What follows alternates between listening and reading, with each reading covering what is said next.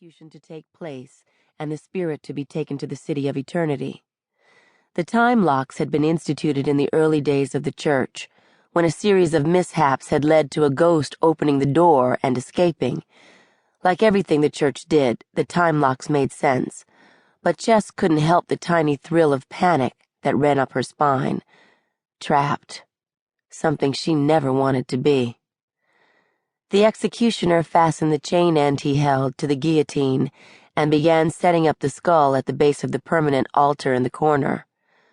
Smoke poured from his censer and overpowered the scent of bleach and ammonia, the thick, acrid odor of Melidia to send Lupita's soul to the spirit prisons, a gingival and asafoetida burning yew-chips to sting Chess's nose. The energy in the room changed. Power slithering up her legs and lifting the hair on the back of her neck, that little rush that always made her want to smile. She didn't, though, not today.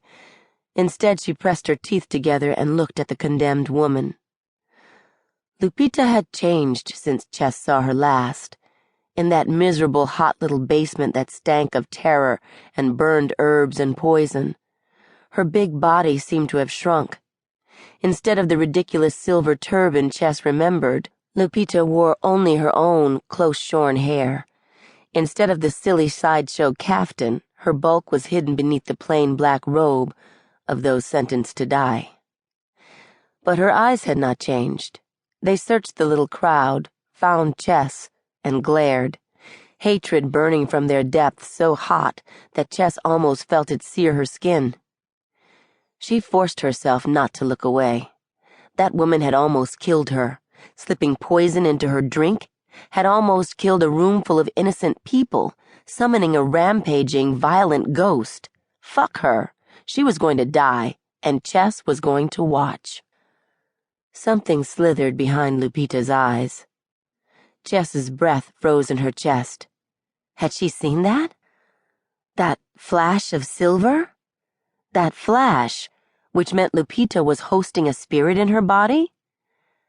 Her eyes widened. She stared at Lupita now, focusing, waiting. It shouldn't be possible. Lupita hadn't been hosting when she was arrested. They would have caught that immediately when she was brought in. And there was no way in hell she would have been able to pick up and bond with a spirit in the church prisons. It simply wasn't possible. The flash didn't reappear. No.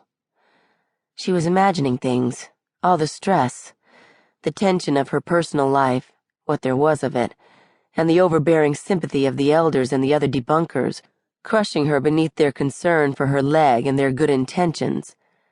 Add to that a few extra seps and a panda, and half a nip to keep her awake.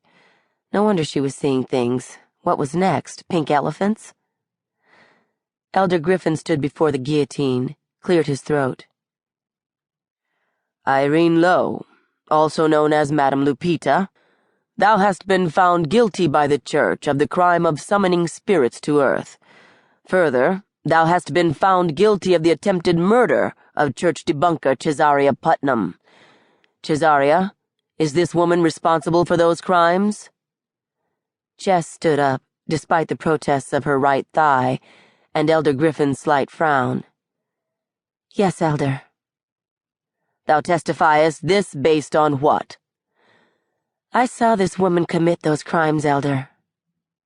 And thou swearest thy word to be fact and truth? Yes, Elder, I do. Elder Griffin gave her a curt nod, turned next to Dana Wright, while Chess sank back onto her chair. A woman was about to die based on her word. When her word, the word of a junkie and a liar, the word of someone who'd betrayed her only real friend in the world, wasn't worth shit. He was never going to speak to her again. She'd given up calling the week before. She'd given up hoping she might see him out at Trickster's or Chuck's. Given up hanging around the market in the cold, waiting to see if he turned up. He was still out there, of course. People had seen him. People who weren't her. She'd never known anyone could avoid another person so thoroughly. It was like he could sense her coming. Shifting movement in the standing crowd drew her attention back to the proceedings. The execution itself